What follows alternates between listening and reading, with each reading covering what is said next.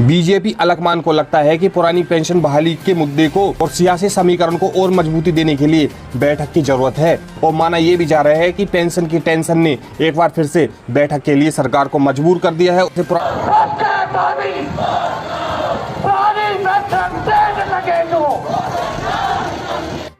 नमस्कार दोस्तों, इस वक्त की बहुत ही बड़ी खबर सामने निकल के आ चुकी है पुरानी पेंशन बहाली मुद्दे पर। ना ये जा रहा है कि जिस तरीके से बीजेपी शासित राज्यों में पुरानी पेंशन बहाली के मुद्दे पर कर्मचारी आंदोलित है, उसके बाद अब आने वाले समय में विधानसभा चुनाव भी आ रहे हैं तथा उसके बाद लोकसभा चुनाव है, तो ऐसे में बीजेपी सरकार कोई रिस्क लेना नहीं चाहती और माना जा रहा है कि इस बार की बैठक में गृह मंत्री अमित शाह और बीजेपी के राष्ट्रीय अध्यक्ष जेपी नड्डा मौजूद रहेंगे और इन लोगों की मौजूदगी में बीजेपी शासित राज्यों के मुख्यमंत्री और उप मुख्यमंत्रियों की बैठक को बुलाया गया है। एनएमओपीएस के राष्ट्रीय प्रदेश अध्यक्ष श्री विजय कुमार बंधु जी का कहना है कि एनपीएस निजीकरण छोड़ो यात्रा का एकमात्र यही उद्देश्य है कि पुरानी पेंशन बहाल हो और निजीकरण समाप्त हो, क्योंकि जब हम 60 साल सरकार की नौकरी करेंगे तो हम बुढ़ापे में किसी और के पास क्यों जाएं, और जब हमने पूरी जिंदगी सरकार की सेवा की तो सरकार द्वारा पेंशन पाने का हमारा पूर्ण रूप से अधिकार भी है। हालांकि विजय कुमार बंधु ने इसे देशव्यापी यात्रा कहते हुए बताया है कि यह यात्रा बिहार से शुरू होकर उत्तर प्रदेश, उत्तराखंड, मध्य प्रदेश और महाराष्ट्र जैसे देश के तमाम राज्यों में जाएंगे। और इन सभी बातों के बीच विजय कुमार बंधु ने एक बड़ी बात कह दी है कि इस जून की तपती दोपहरी में लोग सड़कों पर अगर उतर आए हैं तो इसका मतलब है कि लोगों को दुख है और पीड़ा है, और वह पीड़ा कर्मचारियों की पुरानी पेंशन ना मिलना है।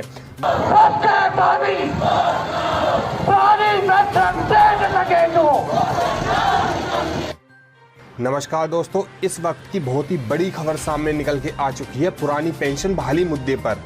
क्या सरकार भांप चुकी है कर्मचारियों की ताकत, और क्यों ओपीएस बहाली मुद्दे पर धीरे धीरे करके पार्टियां बीजेपी का साथ छोड़ रही हैं? करेंगे पूरी बात विस्तार में, लेकिन उससे पहले अगर आप चैनल पर नए हैं तो चैनल को सब्सक्राइब करके एकजुटता अवश्य दिखाएं।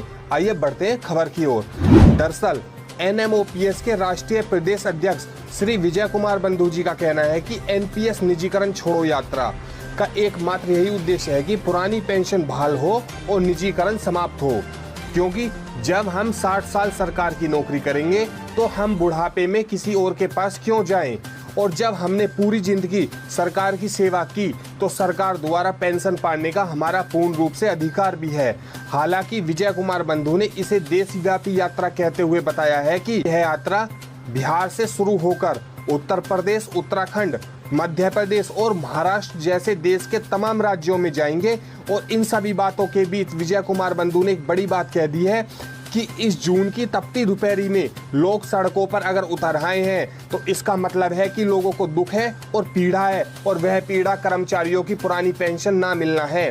देश भर के अलग अलग राज्यों में पुरानी पेंशन बहाली मांग को लेकर कहीं साइकिल यात्रा निकाली जा रही है तो कहीं पर कर्मचारियों द्वारा रथ यात्रा निकाली जा रही है, और कर्मचारियों की पूरी कोशिश है कि सन 2024 तक हर हाल में पुरानी पेंशन बहाल की जाए। लेकिन वहीं कुछ राज्यों के कर्मचारियों ने तो कांग्रेस सरकार को पुरानी पेंशन का ब्रांड एम्बेसडर तक बताया है, और सबसे ज्यादा सुर्खियों में तो बीजेपी सांसद का पुरानी पेंशन बहाली पर बयान है। आइए सुनवाते हैं आपको, लेकिन उससे पहले अगर आप चैनल पर नए हैं तो चैनल को सब्सक्राइब जरूर कर लीजिएगा ताकि कर्मचारियों से जुड़ी हर लेटेस्ट खबर सबसे पहले आपको मिल सके। सुनिए जरा। आरबीआई की तरफ से, रिजर्व बैंक ऑफ इंडिया की तरफ से, और इसमें रिजर्व बैंक ऑफ इंडिया ने बहुत ही स्पष्ट तरीके से कहा कि अगर हम पुरानी व्यवस्था, पेंशन व्यवस्था को दोबारा बहाल करेंगे तो यह जोखिम भरा फैसला होगा। राज्यों के आर्थिक जीवन पर इसका प्रतिकूल प्रभाव पड़ सकता है। यह मैंने नहीं कहा, आपने नहीं कहा, रिजर्व बैंक ऑफ इंडिया ने कहा है। राज्यों को आर्थिक संकट के कटघरे में ढकेला जा सकता है अगर ओल्ड पेंशन स्कीम आए। टेक Singh Ahluwalia erstwhile planning commission के साथ बहुत दिन तक जुड़े रहे। उनका वक्तव्य ओपीएस को फिर शुरू करने को बड़ी रेवड़ी बताने जैसा होगा। कर्मचारियों के लिए मानवीय दृष्टिकोण का सवाल है ये। हम कोई उनसे दया नहीं करे, ऐसा नहीं कर रहे। 35 साल की सर्विस के बाद में आदमी शिकवफी नहीं करे और शेयर मार्केट के ऊपर डिपेंड रहे, ये कहाँ की समझदारी है? कहाँ की समझदारी है? बताना चाहिए, एक्सप्लेन करना चाहिए उनको। वो जिस प्रकार से उन्होंने कमेंट किए हैं, मैं समझता हूँ कि वित्त मंत्री को स्पष्ट कहना चाहिए था हम वो के खिलाफ हैं। तो मालूम पड़ता है कि आपकी मंशा क्या है। आप इसको गोल मोल जवाब दे रहे हो, ये उचित नहीं होता है। मालिक थोड़ी है केंद्र सरकार वाले, तो ट्रस्टी पैसा क्यों नहीं देंगे वहाँ पर आपको? आपका पैसा जमा है, कर्मचारियों जमा है वहाँ पर। और क्या मैं फिर कहना चाहूँगा, क्या हम कर्मचारियों को शेयर मार्केट में छोड़ दें? क्या उनके ऊपर डिपेंड कर दें? भाई लोग जैसे कैसी स्थिति बनेगी उस वक्त में अधिक मत देखा जाएगा, पेंशन उस ढंग से तय होगी। क्या मेंबर पार्लियामेंट, एमएलए, हम लोग जो पेंशन बढ़ाते हैं, तनख्वाह बढ़ाते हैं, प्रधानमंत्री को चाहिए नया कानून पास करे, पूरे देश के पार्लियामेंट के मेंबर हो चाहे एमएलए हो, सब अपनी तनख्वाह का एक हिस्सा कटवाए कर्मचारी की तरह, और पैसा जमा करवाए, शेयर मार्केट में जमा करवाए, म्यूचुअल फंड में जमा करवाएं, और उनको कहो आप उस पर डिपेंड करेगा पेंशन आपको कितनी मिलती है। कर सकते हैं तो आप अपन खुद नहीं कर सकते हैं, उनको उनके भरोसे कैसे छोड़ सकते हैं?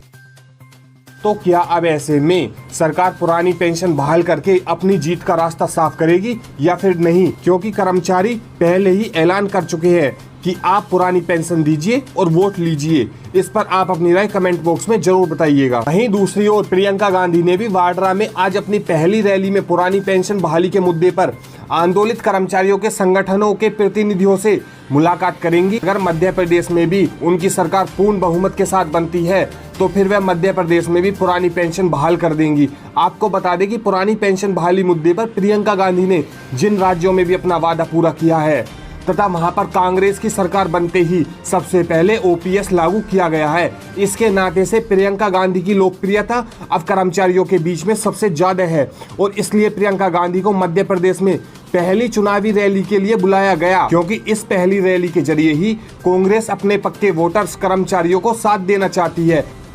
माना यह भी जा रहा है कि इस रैली में प्रियंका गांधी कर्मचारियों से पुरानी पेंशन बहाली का वादा व्यक्तिगत तौर पर करेंगी और कर्मचारियों को आश्वासन देंगी कि अगर कांग्रेस की सरकार बनेगी तो फिर कर्मचारियों की मांगों को जरूर पूरा किया जाएगा। ठीक उसी तरीके से जिस तरह से कर्नाटक और हिमाचल प्रदेश में किया गया था।